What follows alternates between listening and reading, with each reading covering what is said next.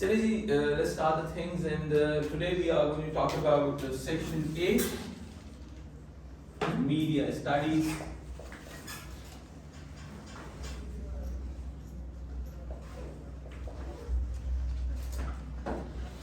This is all about textual analysis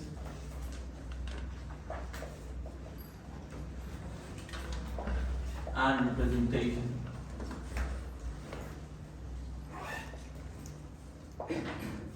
Today we are going to talk about the textual analysis and representation stuff, and we are going to emphasize on the representation part. Okay, to understand the representation in film, television, or any sort of media text, we need to understand some social identities, because each and every character carries some of the social identities within the society, and each and every media text used to represent some sort of these characters, and we are going to emphasize all of those things. Okay, so let's start the things. This is all about the representation part, or you can say this is all about the social identities also. Okay, because our characters are also part of society and they have some sort of identification. So if we talk about the representation, the first thing is all about the class. We can divide the class into upper, middle, and lower. Keep this thing in your mind. Whenever we used to talk about the representation, we need to emphasize more on the stereotypical stuff related to representation. So, if we talk about the class, we have some particular roles attached with that, and we have some sort of culture, and then we can study the status also. Okay. Afterwards, we have another representation of gender. The third representation is all about ethnicity. This is all about the social belonging of an individual.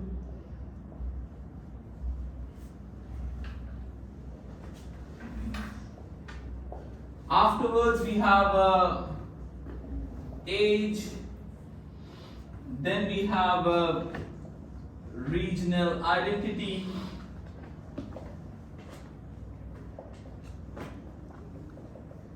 We have ability, disability. We have the last one is all about sexuality.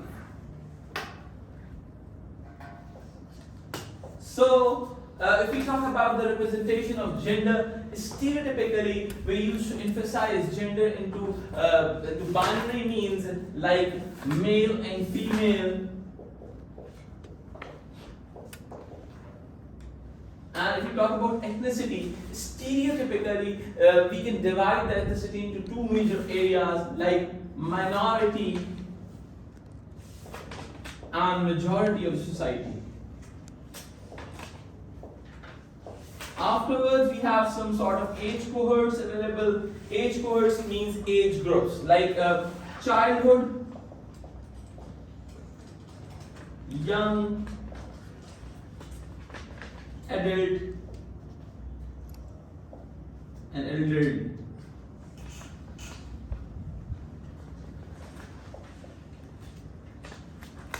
Okay, we'll discuss more about these identities, also regional, ability, disability, and sexuality. If we talk about the role of the class, let's suppose upper and middle and lower class, there are some stereotypical roles attached with this class. Let's suppose if we talk about the upper class, so the capitalist class of the society, sometimes they are landlords, stereotypically, or they are the business people. They are having businesses. Okay. The middle class used to consist of managers, professionals, okay, doctors, engineers, these all are the middle class people. If you talk about the lower class, stereotypically, again, it could be possible. A manager may earn from the land more than the landlord. It is possible.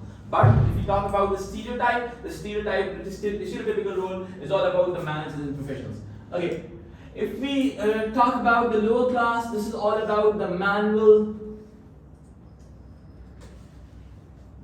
and non-manual workers. It's more about the clerical workers also. It's more about technical workers also. This is all about, but this is all about the stereotypical role of class. Okay. If we can move forward, the male is all about what? Male is following instrumental role.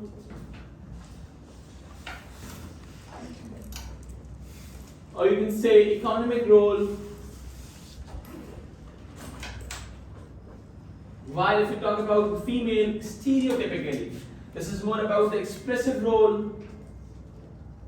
The female character stereotypically used to emphasize on expressive role, emotional role, or you can also say domestic. Okay? So whenever you see any woman working inside the kitchen, you can talk about the stereotypical gender representations. Okay? So if you move forward, if you talk about ethnicity, the minority are facing some issues in terms of role. So they are having some minor role within the society, while the majority is having the major role within the society. The most important element behind the differentiation of role is all about the political scenario of that particular country. In some countries, minorities don't have enough rights to survive in the country. They don't have a right to perform particular jobs, a major role within the society, while the majority have a complete right, complete autonomy to perform well within the system. Okay. If we talk about stereotypically, if we talk about stereotype, the childhood and young people are more dependent. They are having dependent role, while the adult people are having independent role. Elderly is also dependent on our sandwich population like adult. Okay, so this is all about the stereotypical role of our core social identities or representation during any sort of media text. If we are going to connect the culture in terms of with their roles, so the idea is all about the landlords and business people are having elite culture, while the managers and professionals are following popular culture within the society.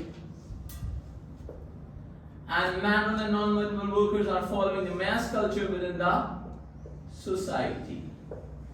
If you move forward, if you talk about the instrumental role of males, so this instrumental role is connected with the masculine culture.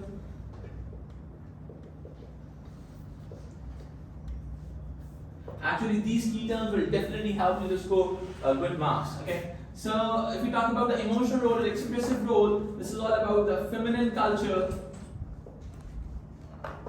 Okay, so this is all about the differentiation in cultures.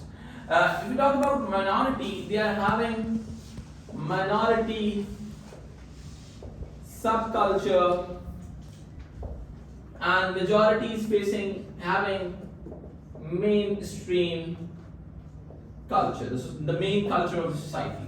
Okay, so actually the minority subculture consists of the variation in mainstream values and norms, rituals, traditions, art, music, anything. Okay, culture is all about, is a very broad term. It's more about the way of life, consists of and values, norms, rituals, traditions, the art, cuisine, music.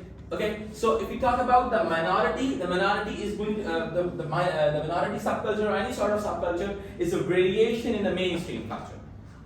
Is a variation in mainstream culture. Okay, let's suppose if we talk about the children and young people, they are having youth subculture. It's again a variation system. Okay, and the adult is following the mainstream culture of society, and the elderly is having elderly subculture. Okay, guys. So if we talk about this idea, if we are going to denote some, assign some sort of class status stereotypically, so they are having high status. They are having middle class is having higher than lower class. If you talk about the working class, the mass culture, this is all about the lower status. The masculine culture stereotypically is dominating over the feminine culture of the society. This is all about the high status. And this is all about the low status. Okay, again, due to some rights and due to differentiation of rights and issues and political issues within the society, the minority is facing some sort of differentiation, or you can say segregation. So they are having low status stereotypically. Again,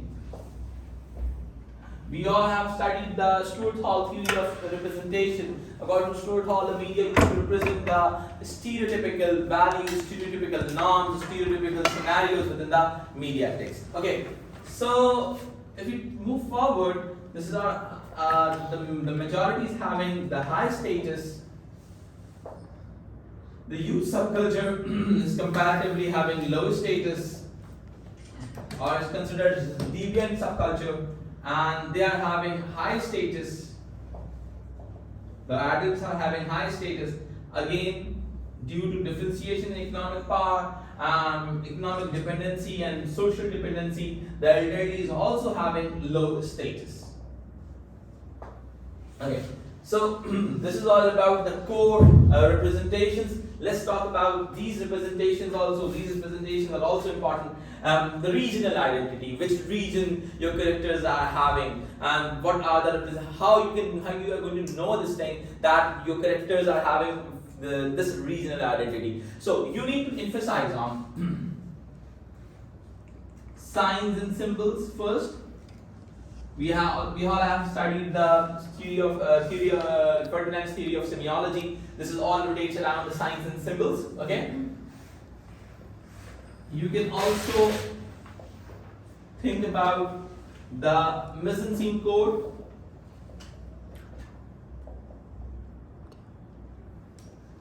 Like set design, location. So like you can also talk about some festivals also. So because some festivals are having some regional identity. Like if you talk about the Kumbh festival in India, you can talk about there are hundreds of festivals all around the world, and each and every festival is having some particular regional identification. So if you are going to know about those things, you can also talk about these things through the help of signs and symbols like number plates and like surname also. You can also talk about the regional identity of the particular scenario. Okay.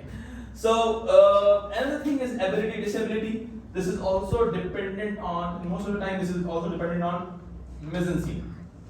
If someone is having some sort of disability, okay, so it could be possible that he's having the stereotypical. It could be possible that the media text is breaking the stereotypes. It is possible. But the stereotypically, if your person is disabled, or it could be considered as having low status. Like if we talk about the male who is having some sort of disabilities, okay, it may result into the subordinate masculinities. Like male is dependent on female, because as far as the male identities are concerned, the stereotypical male identities are also called hegemonic male identities, or you can also call the female identities like emphasized feminities. Okay, but if a male is having some sort of disabilities, that hegemonic masculinity may result in may turn into the subordinate masculinities. Okay, it could be possible. So, okay.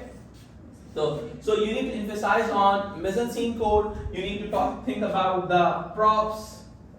Like if someone is having some sort of stick in their hand, and one individual is having one eye cover, so it could be like that. So this mise-en-scene code, or you can talk about the costume also, which eventually lead towards the ability and disability. Okay, so this is all about the basics of the scenario. Now we are going to talk about the sexuality. Okay, if we are seeing anything, then actually first we need to understand two very basic things. Number one is all about the binary explanations of gender. This is more inclined towards the idea of heterosexual norm. Heterosexual norm. Like, this is all about the relationship between male and female relationship. It could be love, it could be anything. Okay? So, if there's a relationship between husband and wife, if there's a relationship between girlfriend and boyfriend, this is all about the heterosexual norm. Whenever we talk about the attraction between male and female, this is more about the heterosexual norm, or you can say the binary explanations of gender. Okay. Afterwards, there is something different, which is more about the non-binary explanation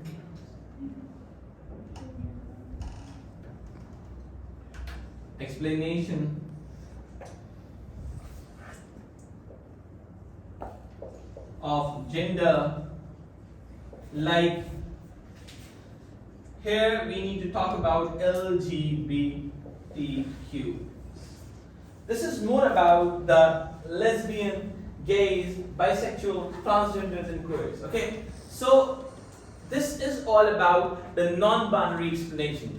A lot of films, a lot of media texts are based on this relationship, like LGBTQ. Like if you talk about the Bombay Begums is one of the best examples, based on one character is having some intention towards the lesbian stuff, and one character is having some intention towards the bisexual stuff, and a lot of identities over here. And there is a character, the whole film rotates around a prostitute. We will discuss about those sexualities also. So this is all about the non-binary explanations of gender, while there are a lot of films nowadays are focusing on this sort of representation of sexuality. Okay, previously a lot of films were totally based on the binary explanations of gender, but while over the period of time, the political system is going to accept this reality that there is existence of non-binary explanations of sexuality and gender also. So we need to talk about this also. The T stands for transgenders.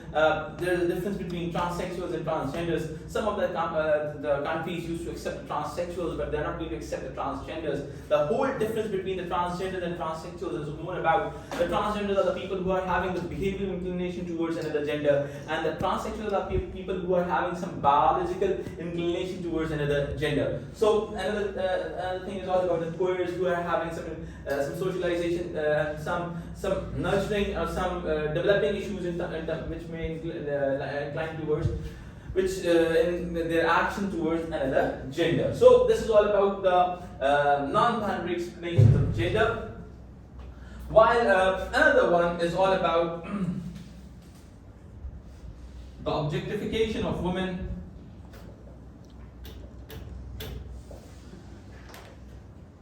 of female identities. Like, if we talk about how we are going to define this thing, in 1970s, most of the Hollywood were dominated by the major male-oriented industries, more male-oriented industry in 1970s. So, actually, what the directors did, they developed the female identities in the context of male desires and fantasies, which eventually lead towards the objectification of female identity. Okay, which eventually lead towards, you can say, this is more about the male gaze concept, or you can say sexualized feminities. Like, if we talk about the contingent feminities, first we need to understand the contingent femininity. This is more about to define women in the context of men. Okay, with the context of men. If we are going to define women in the context of men, there are two sort of feminities out of it. Number one is all about normalized femininity. This is all about the relationship of a female with a male partner, like boyfriend or girlfriend. They are having a relationship like father and daughter, brother and sister, wife and husband. So this is more about the normalized feminities.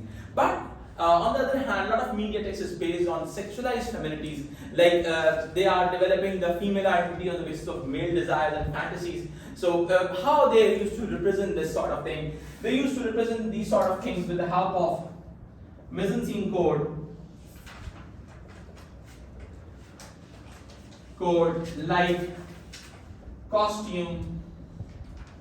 They are having some explicit content available. So a lot of people think that the media used to represent the objectification of women, and over the period of time, a lot of assertive feminist movements are coming up with this idea that the women representation should not be on the objective on this ground. So you can see over the period of time, the objectification of women is declining. So this is the core idea behind the male gaze concept. This is all about the presentation of female identities and females on the basis of the male context, male desires and male fantasies. So the whole idea of sexuality rotates around the binary explanations. Wherever we are having any romantic scenes in the scenario, we are having any scene linked with the male and female. Over the period of time, the content is developing in terms of non-binary explanations like LGBTQ. While if we are having sexual representations on the basis of objectification of women, on the basis of male gaze. Laura Mulvey gave this theory of the male gaze, where we used to understand this thing that the female identities are based on the male desires and fantasies. Because actually in 1970s the Hollywood industry was a poor male-driven industry. A lot of film directors developed the female identities on the basis of male gaze and through costumes, through content, and a lot of things like that. So I hope the things are fine till now. You are able to understand the representation part of our textual analysis. This lecture will definitely help you out to understand a lot of things like how to write down these things. And once you are going to talk about these terms, you are using these terms, you will definitely get good marks in terms of terminology. Have a very good day. Thank you so much. Allah Hafiz.